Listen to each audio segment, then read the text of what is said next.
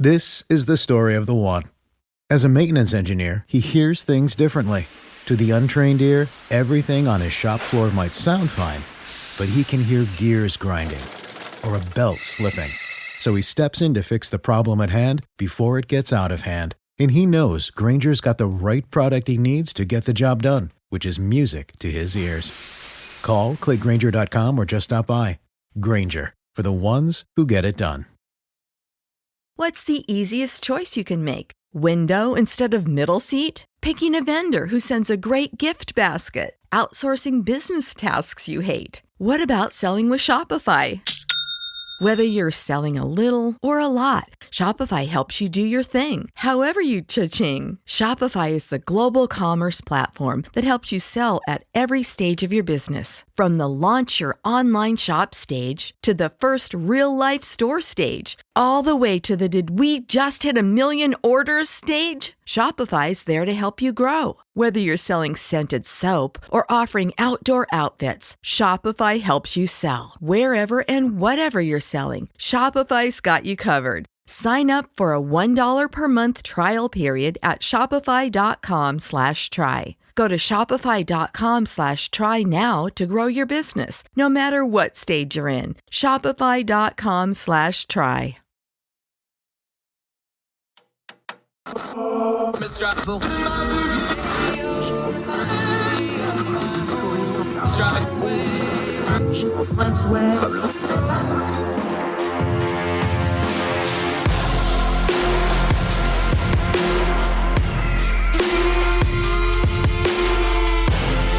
With your host, Andrew Donaldson. This is Heard Tell.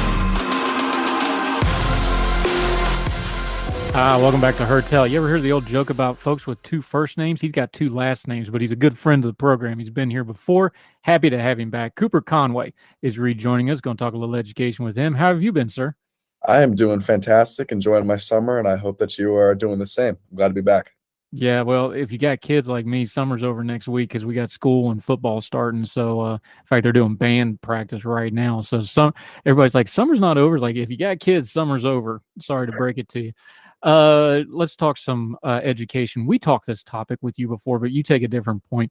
Part of the private school experience in America traditionally has always been through religious education, church schools. Let's start big picture, though, before we delve into specifics here. This has a long tradition in America. People may not realize Harvard, Yale, those were all started as church schools. Churches, most in small town America throughout the early 17th, 18th, 19th century, usually the church and the school is the same building a lot of times because that's the only place you could have for such things. There's a long tradition here. We understand it's changed. What has changed? What part of that tradition applies now? What part of it doesn't before we get into the specifics of what's going on now? Because we got to know where we've been to really talk about where we're going, right? Yeah, I would say that the school started off definitely more Protestant.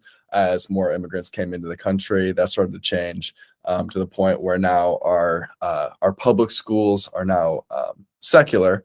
However, they are not value neutral by any means. And so now you're seeing debates happening between parents all over the country in terms of what values we want to instill in our children.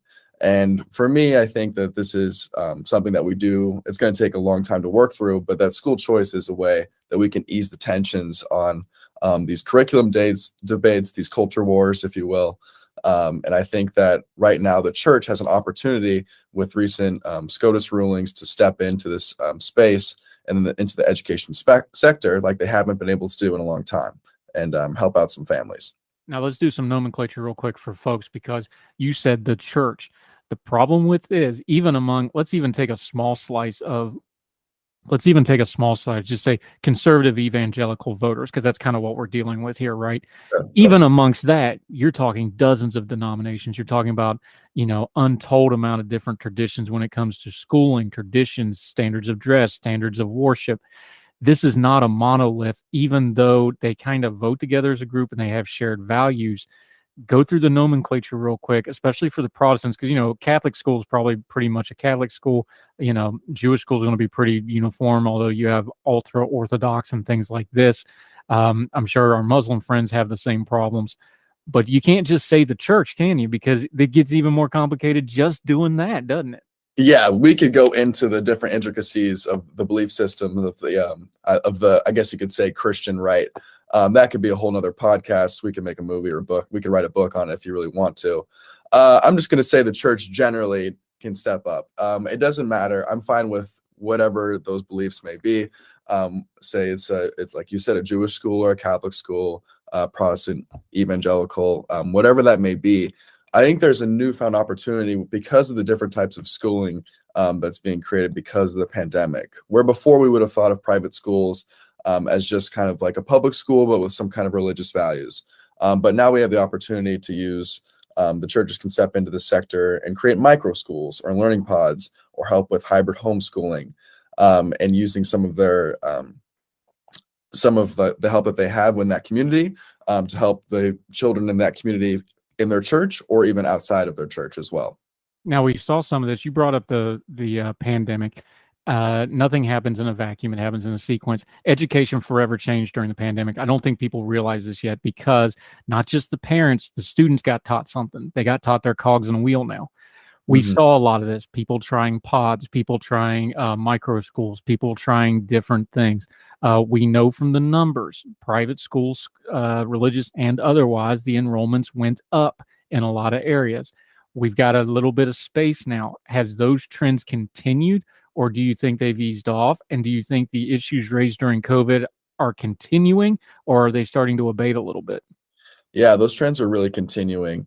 I'm not for sure the numbers on in terms of private religious schools particularly, but I can tell you right now that a lot of public schools, especially inner city public schools, are having their enrollment decline at a rapid pace. And I think this isn't necessarily, it's just because parents, for the first time because of the pandemic, have seen that there's other options that they can take advantage of. And people do really like their public schools. Gallup has been doing polling for the past 2 decades on how parents feel about their eldest child's education. And those numbers have never dipped below 67% in terms of their satisfaction, which is really high numbers.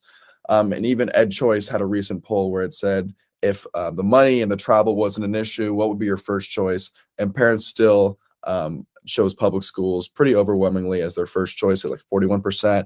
Then private schools was around 30 to 40% as well. And it kind of just went down the line with the different types of education models that are now available. However, parents do know that those other education options are available. And so they're going to continue to try and take advantage of those, especially if they feel like their child isn't being served to their highest capabilities in the public school. Cooper Conway joining us talking a little education as he is wont to do when he makes appearances. Let's be real here. Okay. Part of what happened during the pandemic was, and this is both a slam and a cautionary tale. Let's just be honest. This is the first time a lot of parents paid attention to what their kids were doing in schools because they're online. So now all of a sudden they can see the teachers, they can see the curriculum. They're actually got it in their face and they've got to deal with it. That's to their shame if they weren't involved before that, but it is what it is. That's the first time that a lot of parents really saw what was going on in schools. That's an enormous factor in the things you just talked about, though, isn't it? That it's just the awareness changed, the information level changed, and that's what's driving a lot of this reaction, isn't it? It is it's a factor. It's so large. I don't even think I can understate it if I tried. And I want to tell you, the first time that I really saw this happen was I was interning for a local think tank in Oregon at the beginning of 2020. And Oregon's governor shut down the public schools and said that the public schools will transition to an online format. However, the public schools had a little bit of trouble transitioning, while the online public charter schools already had the infrastructure in place. And so many parents immediately transferred over into these online public charter schools. However, there's this arbitrary cap where only 3% of the students per district can transfer into these schools, right? And so a lot of families hit the cap and they realized they couldn't get into these schools. And so they sent letters to their state legislature trying to overturn this cap to allow their children to be able to go to school with some type of online infrastructure available instead of just kind of twiddling their thumbs at home, if you will. And it took only one letter from the teachers union to really just shut down this idea. The parents weren't able to transfer their students into public online charter schools that are free, open, and available to all. And I know that online schooling isn't the the answer for most children, but it was still something. It was something compared to nothing that they were being offered at the moment. And so parents said, well, maybe we are just kind of a number. And they started saying that the public schools may not be on their side as they previously thought they were. Here's the argument that you're going to hear pushed against this. I know you've dealt with this because I've seen you do other media where you feel this, but we need to address it because it's a fair point to make. Yeah. The argument that comes from the education folks that are very pro-public school. And by the way, I'm not anti-public school. I just want them to be better. And if you love something, you hold it accountable. We need accountability in public school. The argument is whether it's a charter school, public or private, or a private church school, the enrollments are dropping. Funding is tied to enrollment. So every time they drop an enrollment, public schools lose funding. So vis-a-vis, every time somebody goes to these charter schools, we're hurting the public schools. That's the argument. There is validity to the argument, but how do we address that if you're going to be for school choice? Yeah. Well, if you're for school choice, you should always ask the question, school choice shouldn't be a problem for any public school at all if the public school is serving that child perfectly, right? And the child doesn't think that there's a better option out there. However, we have introduced competition into the market. And so if a parent and a parent and guardian of the child thinks that there's a better option, they're going to take it. However, once these private school choice programs are put into place, in 25 of 28 studies, the public school students' test scores actually go up because of the competition, is what is theorized. Also, the students who are able to access these private school choice programs, their test scores go up. But we know that that test scores aren't necessarily the only thing that parents are looking for. Also, there's been shown to be higher perceptions of safety from these parents. There's higher civic values. Once these school choice programs are implemented, students go on to graduate high school and college at higher levels as well. And so really, it's kind of the rising tide that lifts all boats because competition is making everyone to be better because they do want to hold on to these dollars. Yeah, Cooper Conway joining us. We're going to dig into this a little bit more. He's got a piece out of American Conservative. We're going to dig into that. Got some interesting numbers in here, especially when it comes to test scores, civic literacy, which I could say if I had proper civic training. Sorry, Dad. Perceived safety and other issues. We're going to dig into this a little bit. I'm going to work on my pronunciation. He's going to bring the knowledge. Cooper Conway continuing on Heard Tell right after this.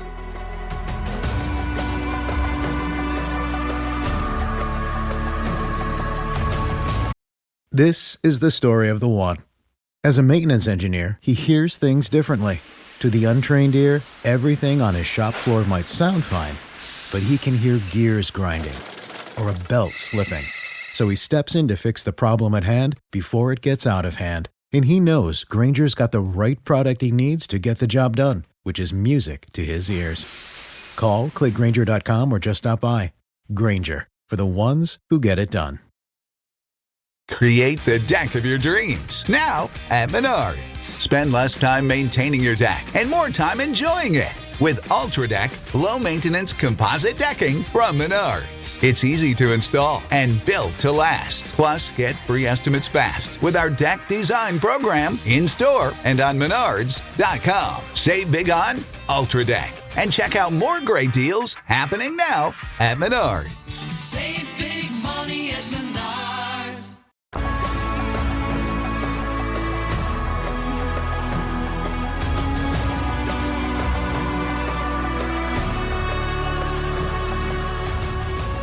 Back to Heard Tell. Cooper Conway joining us, having a great conversation offline. We had to hit the record button, get back online because I enjoy talking to my friend. All right, there's some specifics into education we just have to deal with here. Here's a problem. We do this with the gun debate, abortion debate, pick any hot button issue we have. We want to talk about it in a vacuum like nothing else around it ever affects it. We talk about culture wars things this way like nothing else around affects it. If you have school-age children and you're a family with school-age children, that dominates your life. Like everything in your life revolves around your school-age children. It just does if you're a halfway decent parent anyway. Here's the problem, and you touch on it. When you're dealing with things like test scores, you're dealing with things like educational attainment, you're dealing with things like school safety, amount of effects and social things that go into them that doesn't actually show up on a test score or a funding spreadsheet. How do we have a better big picture view of these things? Because I think part of the problem with school choice is we start pitting people against each other that really shouldn't be against each other because they can't get the bigger picture that they're not adversaries at all. Is that a fair way to frame this? Because I think we put these down in the silo holes, and then we just want to shoot intercontinental ballistic missiles at each other like the Russians and the U.S. back in the Cold War, and it's mutually assured destruction, and there's nothing in the middle. There's a lot of middle here, isn't there? Yeah, there is a lot of middle. The thing about school choice is that it's wildly popular. The polling on it recently has been around 70%, and that crosses partisan, racial, and ethnic lines. But the thing is, they're also, teachers unions, I should say, are seen as kind of this adversarial force against the school choice movement. But the teachers themselves, we are on the side of. I come from, my dad was a private school teacher and a public school teacher. My grandparents were public school teachers. And so really, we're trying to create this broad coalition that is able to advance an education reform that should, that's not a panacea, it's not a silver bullet, but it should have substantial increases for the individual child. And that's what we're going for, because not every school is going to be perfect for a kid. And the one size fits all approach that we've been taking with the public school system just hasn't been working out as well as we thought it would. We have increased funding by 150% since 1960 per pupil, adjusted for inflation, but our test scores have pretty much flatlined. And so it's time to see, maybe we can do something different here, while still supporting families, students, and the teachers as well as one whole community. Because that's kind of the thing with school choice, is that I see it as a pro-family policy, because you're putting the parents in charge of an education that is their child. And parents know their child best, as you mentioned. And also they know like what teachers are going to break through and kind of ignite that spark for the learning that they hope to see for their child to find their passion.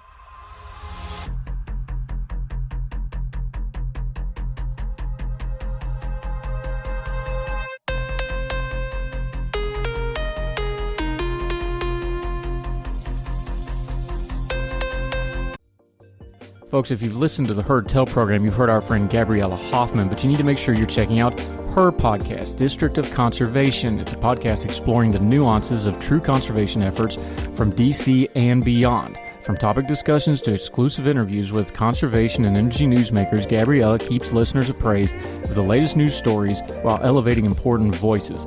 Listen to District of Conservation on Apple Podcasts or wherever podcasts are played.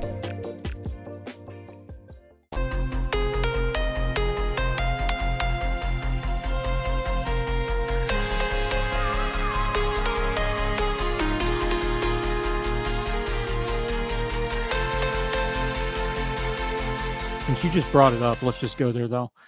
Part of the problem here is, and there was headlines this morning, I was just reading another piece.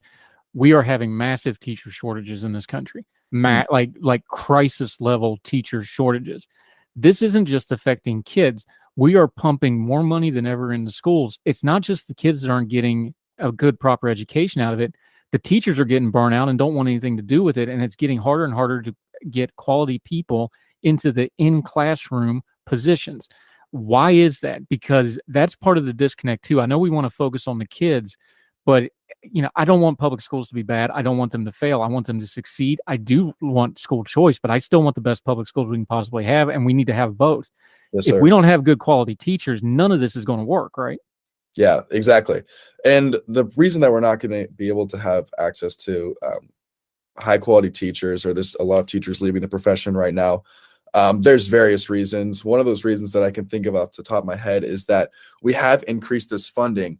I know EdChoice did a study called Back to the Staffing Surge by Marty Lucan, I believe, and they showed that our increase in spending from 1992 to 2016 was about 27%, but teacher salaries actually got cut 2%.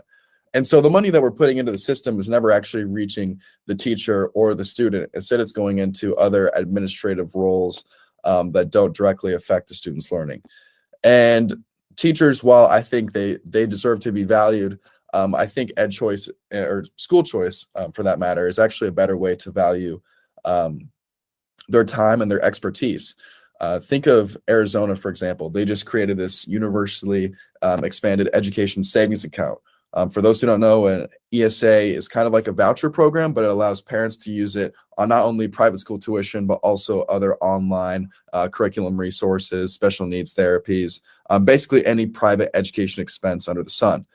However, this also takes out the middleman. So say a teacher in your local neighborhood wants to teach 10 or so kids, they're getting $70,000 and they can spend the money on some of the books and resources and still get paid a really great wage with probably a smaller class size than what they're having to deal with in the local public school.